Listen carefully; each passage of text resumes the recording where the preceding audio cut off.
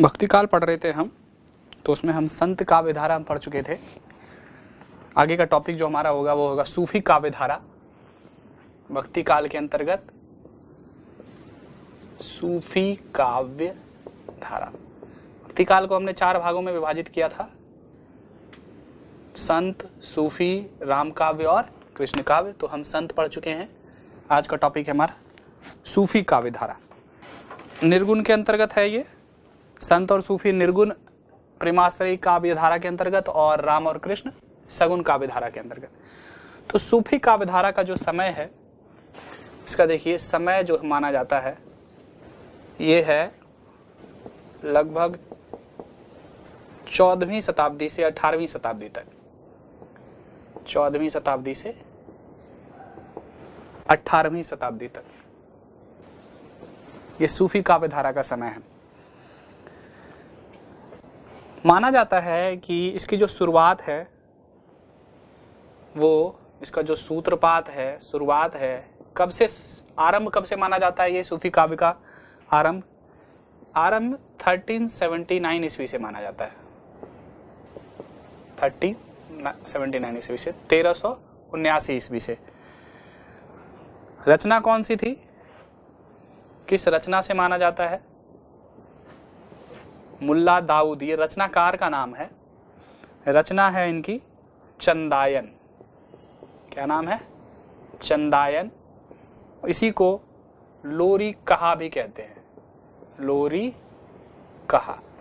तो भक्ति तो सूफी काव्य का जो समय है 14वीं से 18वीं शताब्दी तक है। आरंभ इसका 1379 से माना जाता है। चंदायन या लोरी कहा रचना का नाम है, रचनाकार का नाम है मुल्ला दाऊद। तो मुल्ला दाऊद की रचना चंदायन जो 1379 में रचित हुई, लिखी गई, इससे सूफी काव्य धारा का आरंभ माना जाता है। लेकिन जो इसके जो सबसे महत्वपूर्ण कवि हैं सूफी काव्य धारा के, कई कवि हुए, सबसे महत्वपूर्ण मलिक मोहम्मद जायसी हैं। सबसे महत्वपूर्ण कवि जो हुए, सबसे महत्वपूर्ण कवि वो हुए मलिक मोहम्मद जायसी। मलिक मोहम्मद जायसी। मलिक मोहम्मद की रचना, सबसे महत्वपूर्ण रचना देखिए, इनकी रचना कौन सी है? पद्मावत। फिल्म भी बनाने की कोशिश की गई, फिल्म बनाई भी गई, विवाद भी हुआ काफी इस पर। पद्मावत, अखरावट, पद्मावत, अखरावट और आखिरी कलाम। पद्मावत, अखरावट और आखिरी कलाम, ये इनकी प्रसिद्ध काव्य रचनाएं हैं। प्रसिद्ध काव्य रचनाएं हैं। समय 14वीं से 18वीं शताब्दी तक, सूत्रपात 1379 ईस्वी से, और रचना जो है चंदायन लोरी कहा। सबसे महत्वपूर्ण कवि मलिक मोहम्मद जायसी, और इसकी 3 रचना महत्वपूर्ण रचनाएं हैं। सबसे प्रसिद्ध पद्मावत, इस पर फिल्म भी बनाई गई। तो और भी कुछ रचनाकारों के नाम जानते हैं इनके अलावा। मलिक मोहम्मद जायसी के अलावा भी कुछ रचनाकार, उसकी कुछ प्रमुख रचना जो सूफी काव्य धारा की है, विस्तार से भी पढ़ेंगे हम। अन्य प्रमुख कवि देखिए और रचनाएं सूफी काव्य धारा की। इधर कवि है, इधर रचनाएं हैं। असाइत है, कवि का नाम है असाइत। रचना है हंसावली। हंसावली। रचनाकार है मंझन। कवि हैं आपके मंझन। रचनाएं हैं मधुमालती। कुतुबन, मृगावती। मृगावती। उस्मान। महत्वपूर्ण रचनाएं हैं, ये पूछे जा सकते हैं। उस्मान चित्रावली। नूर मोहम्मद, इनकी रचना है अनुराग बांसुरी। कासिम शाह, इनकी रचना है हंस जवाहिर। हंस जवाहिर। तो ये सूफी काव्यधारा के कवि हैं। असाइत इनकी रचना हंसावली, मंजन मधुमालती, कुतुबन मृगावती, उस्मान चित्रावली, नूर मोहम्मद अनुराग बांसुरी, कासिम शाह हंस जवाहिर। महत्वपूर्ण रचना। सबसे महत्वपूर्ण कवि कौन थे? मलिक मोहम्मद जायसी, पद्मावत, अखरावट, आखिरी कलाम, ये उनकी रचनाएं थी। अब इनकी विशेषताएं देखते हैं। सूफी काव्यधारा की प्रमुख विशेषताएं।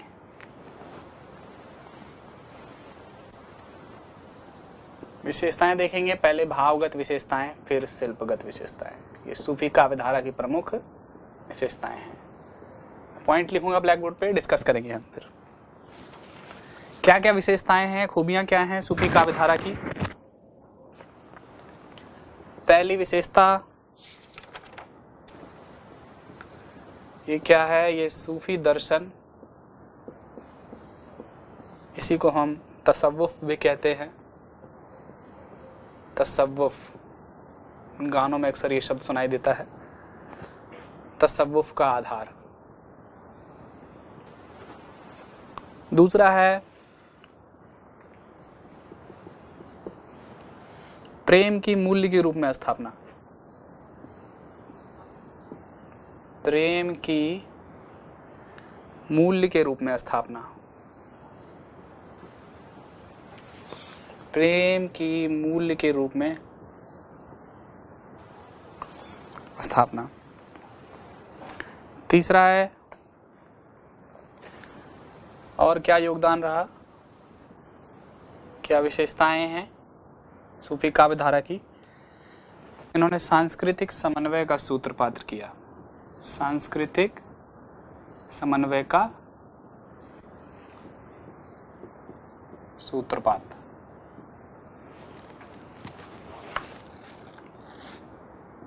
चौथी विशेषता, इनमें हमें लोक कथाओं का प्रतीकात्मक चित्रण देखने को मिलता है। लोक कथाओं का प्रतीकात्मक चित्रण देखने को मिलता है। पांचवी विशेषता रहस्यवाद है। छठी विशेषता, इसमें प्रकृति का रागात्मक चित्रण है। प्रकृति का रागात्मक चित्रण दिखाई देता है सूफी काव्यधारा में। सातवीं विशेषता, इसमें विरह का अतिशयोक्तिपूर्ण वर्णन है। विरह का अतिशयोक्ति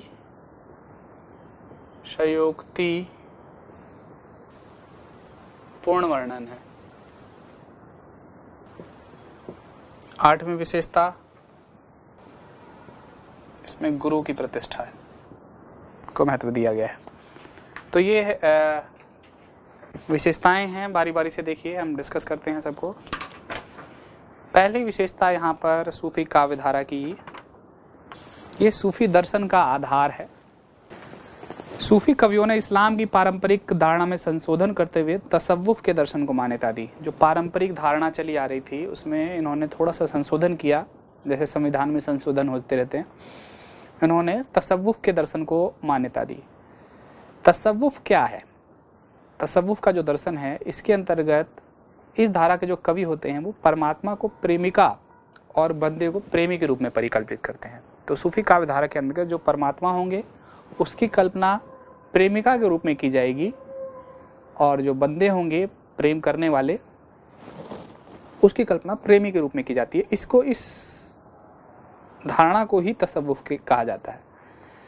ये कवि खुदा के साथ भय का नहीं बल्कि प्रेम का संबंध स्थापित करते हैं। भगवान से डरने वाली बात नहीं होती कुछ ना करें तो भगवान ये कर देंगे वो कर देंगे। तो ये कैसा संबंध स्थापित करते हैं, ये भगवान से प्रेमी प्रेमिका का संबंध स्थापित कर लेते हैं, प्रेम का संबंध, और उसमें भी भगवान को ये प्रेमिका बनाते हैं और खुद प्रेमी। इनका लक्ष्य मारिफत यानी सिद्धावस्था की उपलब्धि करना है। इनका लक्ष्य क्या है, सिद्धि को प्राप्त करना है। उसी को सूफी शब्द में मारिफत कहा जाता है, जिसमें साधक अपनी आत्मा को परमात्मा में लीन कर देता है, फना कर देता है। ये भी सूफियाना शब्द है, सूफी का शब्द है, फना। फना भी आपने फिल्म देखी होगी।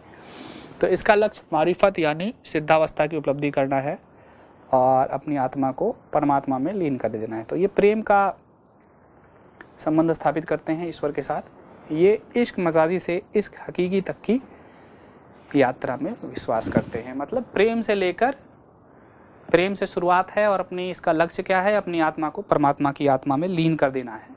इश्क मजाजी से इश्क हकीकी तक की ये यात्रा, इसमें ये विश्वास करते हैं। ईश्वर से डरने पर नहीं, उनसे प्यार करने पर विश्वास करते हैं। ईश्वर को प्रेमिका के रूप में, खुद को प्रेमी के रूप में चित्रित करते हैं। उसी धारणा को तसव्वुफ भी कहा जाता है। पहली विशेषता यही होगी आपकी सूफी दर्शन या तसव्वुफ का आधार। दूसरा है प्रेम के रूप में स्थापना। भक्ति काल के मूल में ही प्रेम तत्व की प्रधानता है। वैसे तो सब में प्रेम है, संत, सूफी, राम, कृष्ण, लेकिन सूफी का जो परंपरा है इसमें मानवीय प्रेम को जीवन के मूल्य के रूप में स्थापित किया गया है। इसमें मानवीय प्रेम जो उसको जीवन मूल्य के रूप में स्थापित किया गया है। इस जो सूफी कवि, काव्य धारा के जो कवि हैं, इनका जो प्रेम है, ईश्वर से प्रेम कर रहे हैं, अलौकिक प्रेम है, इस लोक का तो नहीं, लेकिन इश्क मजाजी से शुरू होता है। मतलब इन कवियों का अलौकिक प्रेम अर्थात इश्क हकीकी लौकिक प्रेम इश्क मजाजी से शुरू होता है। मतलब इश्क मजाजी लौकिक प्रेम, प्रेम को ही ये उच्च जो मतलब अपने प्रेमी प्रेमिका, मानवीय प्रेम जो है प्रेमी और प्रेमिका के बीच, उसको यो इस सीमा तक पहुंचा देते हैं कि वो अलौकिक प्रेम तक पहुंच जाए। मतलब इश्क मजाजी से इश्क हकीकी तक, मतलब मानवीय प्रेम ही ये इस उच्च भावना के साथ करते हैं, इतने उच्च कोटि के स्तर से करते हैं कि वो एक अलौकिक प्रेम के रूप में उसकी स्थापना हो जाए। तो ये इसका जो सफ़र है इश्क मजाजी से इश्क हकीकी तक, अब मतलब अपनी आत्मा को परमात्मा की आत्मा में लीन कर देना। तीसरा जो है पॉइंट है हमारा है सांस्कृतिक समन्वय का सूत्रपात। ये दिन की तीसरी विशेषता है सूफी काव्य धारा की। इस धारा के जो कवि थे, इनका जो दृष्टिकोण था वो रहस्यवादी था। रहस्यवादी दृष्टिकोण है। इन्होंने इस्लाम के ढांचे को भारतीय वेदांत की मान्यताओं और प्रेम तत्व का समन्वय किया। इन्होंने बहुत ही मिलाने का बहुत काम किया, समन्वय करने का बहुत ही अच्छा प्रयास किया। कैसे किया इन्होंने, देखिए, कथाएं चुन रहे हैं, भारतीय लोक कथा को चुन रहे हैं, इस्लाम के साथ भारतीय लोक कथा का समन्वय कर रहे हैं। लिपि अरबी के साथ ही अवधी को जोड़ रहे हैं, और जो प्रचलित पहले से चली आ रही है भारत में प्रबंध काव्य परंपरा, उसको इन्होंने अपनी मसलवी, एक इनका स्टाइल मसनवी शैली से इन्होंने जोड़ दिया। तो हर चीज़ का ये समन्वय करने का प्रयास कर रहे हैं। अनेक प्रकार की हिंदू समाज में क्या हैं, प्रथाएं हैं, उत्सव है, तीर्थ व्रत है, जादू टोना है, इन सब की जो झांकी है उनके प्रेम में देखने को मिलती है। रहस्यवाद, चौथा पॉइंट है हमारा, लोक कथाओं का प्रतीकात्मक चित्रण। अब देखिए, जो भी इन्होंने लोक कथाएं उठाई हैं अपनी बात कहने के लिए, लोक कथाएं वो भी कहाँ से उठाई, भारतीय समाज से ही उठाई। इसका इन्होंने प्रतीकात्मक वर्णन किया है। जैसे इनका लौकिक प्रेम प्रतीकात्मक है, क्योंकि अंत में वह प्रेम अलौकिक सत्ता में समाहित हो जाता है। प्यार करते करते ये आत्मा को परमात्मा में लीन करते हैं, तो लौकिक प्रेम बिल्कुल अलौकिक हो जाता है इनका। तो इसमें प्रतीकात्मक चित्रण है लोक कथाओं का। जैसे कि जो पद्मावत है, उसकी पद्मावती यहाँ पर खुदा का प्रतीक है। यहाँ पद्मावती खुदा का प्रतीक है।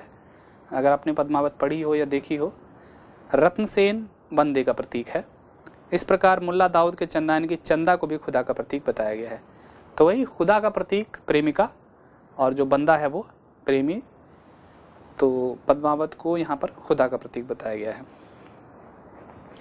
पांचवा पॉइंट है हमारा रहस्यवाद। इस धारा के कवियों का प्रेम अमूर्त ईश्वर के प्रति होने के कारण रहस्यवादी हो गया। यह रहस्यवाद अद्वितीय भावुकता, प्रेम और सरसता से युक्त है। इस धारा के कवियों का प्रेम अमूर्त ईश्वर के प्रति होने के कारण रहस्यवादी हो गया। प्रेम किससे हो रहा है? ये अमूर्त ईश्वर से हो रहा है, तो ये एक तरह से रहस्यवादी प्रेम है। इस प्रेम में क्या है? भावुकता है, प्रेम है, सरसता है। ये रहस्यवादी प्रेम बिल्कुल अद्वितीय हो गया।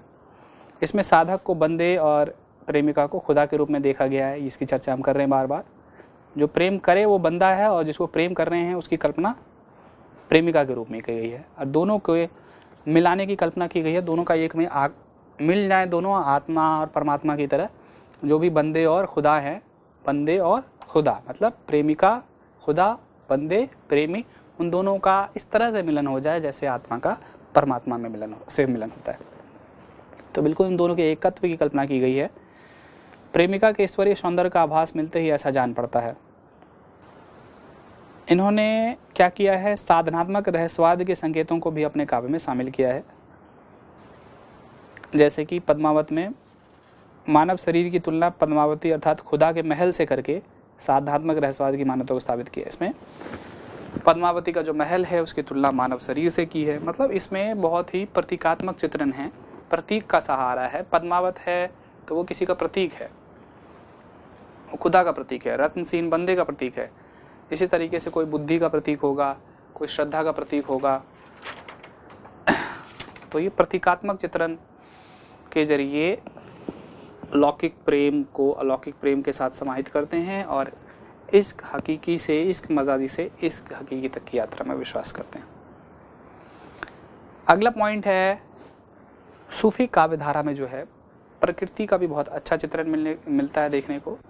रागात्मक चित्रण हम इसको कहते हैं, क्योंकि इन्होंने प्रकृति को जो है मिथ्या ना मानकर खुदा की ही अभिव्यक्ति माना है। इन्होंने खुदा की ही अभिव्यक्ति माना है, खुदा की ही अभिव्यक्त कर रहे हैं। तो उन्होंने प्रकृति को बहुत ज़्यादा महत्व दिया है। चूँकि खुदा से ये प्रेम कर रहे हैं तो खुदा की अभिव्यक्ति को महत्व देंगे ही। इन्होंने अपने सुख दुख की अनुभूतियों को प्रकृति से जोड़ा है।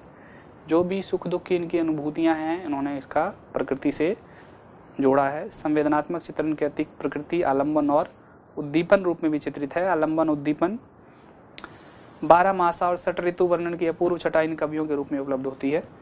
मतलब 12 मासा क्या है? कि क्या दशा हो रही है प्रेम में 12 महीने में, एक हर महीने का हाल का बखान है। सावन में क्या हाल है, भादों में क्या हालत है, बसंत में क्या हालत है। तो बिल्कुल बहुत ही अच्छा वर्णन उसमें मिलता है सूफी काव्य धारा में। हर एक मंत्र का उसका जो स्पष्ट जो सबसे अच्छा है, एक आपका पद्मावत का, एक है नागमती वियोग खंड। उसमें बहुत ही इसका खूबसूरत चित्रण है। आगे ये सिलेबस में भी लगा हुआ है एमए में, क्योंकि इसमें सिर्फ प्रकृति की विभिन्न स्थितियों में नागमती के विरह की सुंदर व्यंजना हुई है, उसमें प्रकृति के अलग अलग जो महीने हैं, समय है, उससे वो नागमती के विरह की बहुत ही अच्छी कल्पना कर दी गई है और उसके दुख को दूर करने के लिए प्रकृति का हस्तक्षेप भी दिखाया गया है।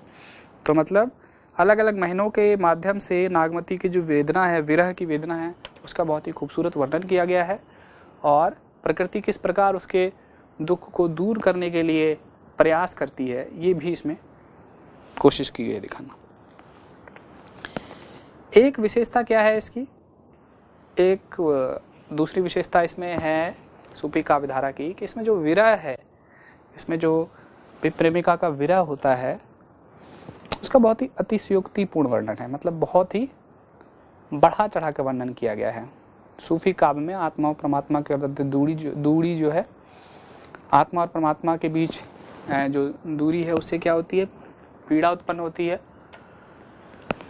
तो विरह की अभिव्यक्ति, जब भी प्रेमी और प्रेमिका के बीच दूरी बढ़ती है तो जो प्रेमिका को विरह की अनुभूति होती है उसका जो वर्णन है सूफी काव्य धारा में बहुत ही बढ़ा चढ़ा कर किया गया है। नागमती के वियोग का एक जैसे कि उदाहरण देखिए, पीयूषो कहे संदेशड़ा है भौरा है काग, सो धरी विरहे जरी बुई तेई धुआं हमाही से लाग। तो बहुत ही विरह का जो है वर्णन जो है वो बहुत ही बढ़ा चढ़ा कर किया जाता है इसमें सूफी काव्य धारा में। एक और इसकी खूबी क्या है सूफी काव्य धारा की? इसमें गुरु को बहुत महत्व दिया गया है। इसमें भी संत में भी दिया गया है। संत काव्य धारा में भी, तो सूफी में भी है गुरु की प्रतिष्ठा। यहाँ अमूर्त ईश्वर की प्राप्ति में, चूंकि यहाँ पे जो ईश्वर है वो क्या है, अमूर्त है, ईश्वर का रूप मूर्त नहीं है, निर्गुण है, ये निर्गुण निराकार है, ये संत में भी सूफ में। तो इसलिए संत में भी और सूफी में भी गुरु की प्रतिष्ठा इसलिए कर दी गई है, इसलिए है क्योंकि निर्गुण ईश्वर तक पहुंचाने के लिए जो रास्ता बताएंगे, जो ज्ञान का रास्ता बताएंगे, वो गुरु के माध्यम से ही पता चलेगा। इसलिए जो मार्गदर्शक यहाँ पर हैं वो गुरु हैं। इसलिए संत और सूफी दोनों काव्य धारा में जो गुरु की प्रतिष्ठा है। शैतान अर्थात माया साधक की प्रेम साधना में अड़चन पैदा करता है और साधक का पथ भ्रष्ट करना चाहता है।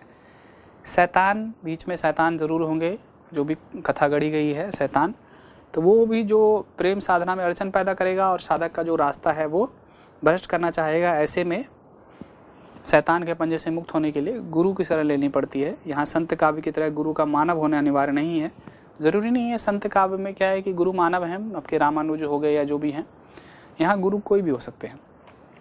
हो सकता है कोई पशु पक्षी भी हो, मार्गदर्शक कोई भी हो सकता है, वह मार्गदर्शक है और मार्गदर्शन का कार्य कोई पशु पक्षी भी कर सकता है। जैसे तोता यहाँ पर पद्मावत में देखने को मिलता है, हीरामन तोता, वो यहाँ पर गुरु की भूमिका में है। तो पद्मावत का बहुत ही विशेषताएं क्या हो गई, इसमें सूफी दर्शन का आधार है इसमें, ठीक है। प्रेम की मूल्य के रूप में स्थापना है, सांस्कृतिक समय का समन्वय का इन्होंने अच्छा प्रयास किया है, लोक कथाओं का चित्रण है लेकिन प्रतीकात्मक रूप से है, रहस्यवाद है, प्रकृति का रागात्मक चित्रण है क्योंकि ये प्रकृति को खुदा की अभिव्यक्ति मानते हैं, और जो विरह है, नागमती वियोग खंड वगैरह, उसमें बहुत ही बढ़ा चढ़ाकर विरह का वर्णन किया गया है। 12 मासा के माध्यम से 12 महीने में क्या दशा हो रही है उसका वर्णन है, और इसमें गुरु की भी प्रतिष्ठा है। इसलिए क्योंकि ईश्वर जो है निर्गुण हैं, निराकार हैं, और ईश्वर तक पहुंचने के लिए, प्रेम तक पहुंचने के लिए, प्रेमिका तक पहुंचने के लिए रास्ते में अड़चन पैदा करेगा कौन, माया या शैतान। तो रास्ता दिखाने का काम यहाँ पर गुरु करेंगे। संत काव्य धारा में क्या था, गुरु कोई मानव भी हो सकते हैं आपके, लेकिन यहाँ पर गुरु कोई भी हो सकता है जो मार्गदर्शन करे, कोई पशु पक्षी भी हो सकता है, जैसे पद्मावत में हीरामन तोता गुरु। तो ये हमारी भावगत विशेषताएं थी। शिल्पगत विशेषताएं भी कुछ होंगी ना, फिर भी हम थोड़ा सा डिस्कस कर लेते हैं।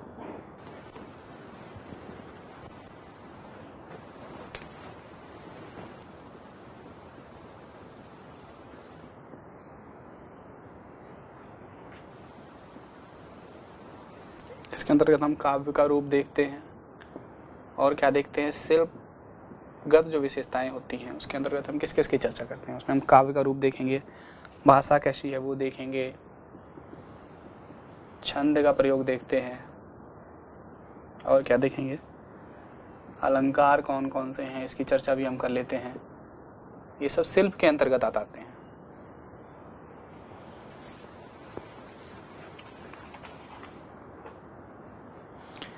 काव्य रूप क्या है, ज़्यादातर जो सूफी काव्य है वो सभी लगभग क्या है, सभी प्रेमाख्यान हैं, प्रेम का वर्णन है और प्रबंधात्मक है।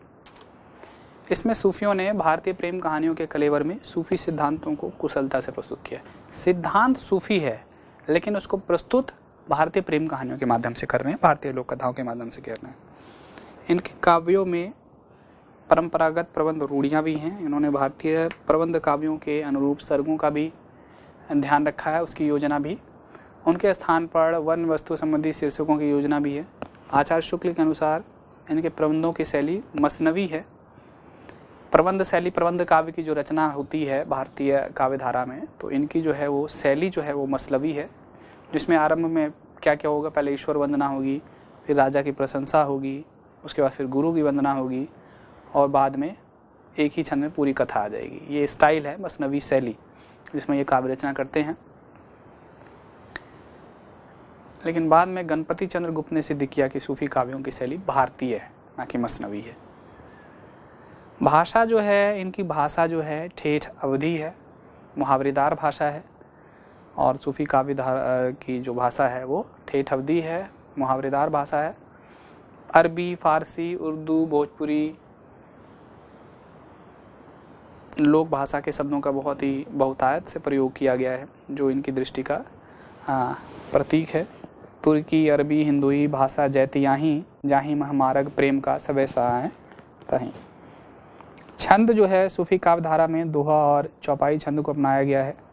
पद्मावत में 7 चौपाइयों के बाद एक दोहे पर धत्ता दिया गया है, जबकि अन्य सूफी रचनाओं में 5 चौपाइयों के बाद एक दोहा आता है।